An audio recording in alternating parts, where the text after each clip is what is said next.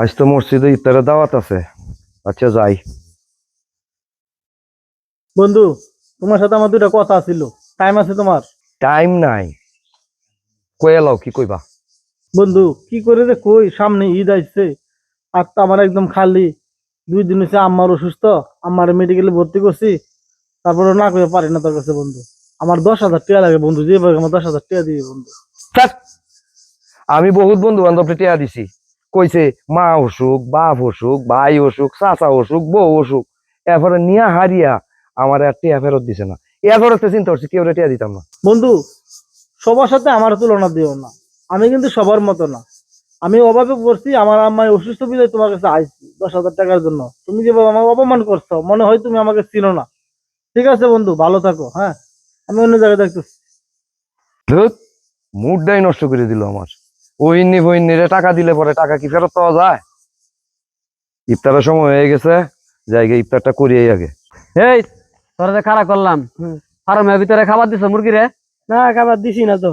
এই দিবি কখন তাহলে তুই? অনকে দে। হ্যাঁ, আর গরুর ঘরে যদি খাবার ঠিক মতো এবার না দেছি বা দুধ দুধ ভালোভাবে না দিতে পারি তাহলে তো কিন্তু এবার বেতন পাইতে না, কিন্তু কয়ে দিলাম। যা চলবে যা। কি ব্যাপার বন্ধু, কাজের ছেলের লোক এভাবে ব্যবহার করতেছে কেন লাগে? ধরু কাজের লোকের কথা বাদ দে, এখানে কাম চোরামি করে, ঠিক মতো কাম করে না। তুই কে লেগেছিস এটা কর, তোর মুখ এত শুকনো শুকনো কে? তোর কি সমস্যা হয়েছে? বন্ধু, সমস্যা হচ্ছে বিধায় তো তোমার কাছে আইছি। আমি কবির ভাইয়ের কাছে গেছিলাম, আমার কোনো পাত্তা দেয় নাই। আমারে একদম ছোট মনে কইরা একমাত্র আমার তারাই দিছে।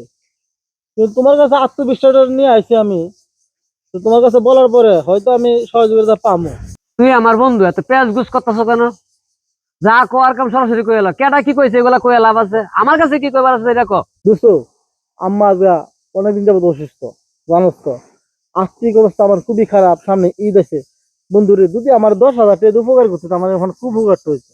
চল বেটা, তুই যে বাবা টিয়া খাইতেছস, মনে হচ্ছে তুই আমার কাছে ভিক্ষা খাইতেছস।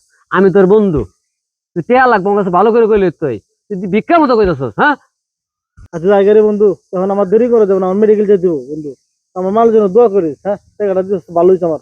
ওকে। সুন্দর করে যাইস, দেখি শুনে যাইস।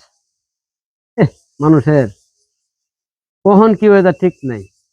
লাখ লাখ টাকা মাসে ইনকাম করছে, আজকে সামান্য 10,000 টাকা লেগে আমার কাছে আইছে।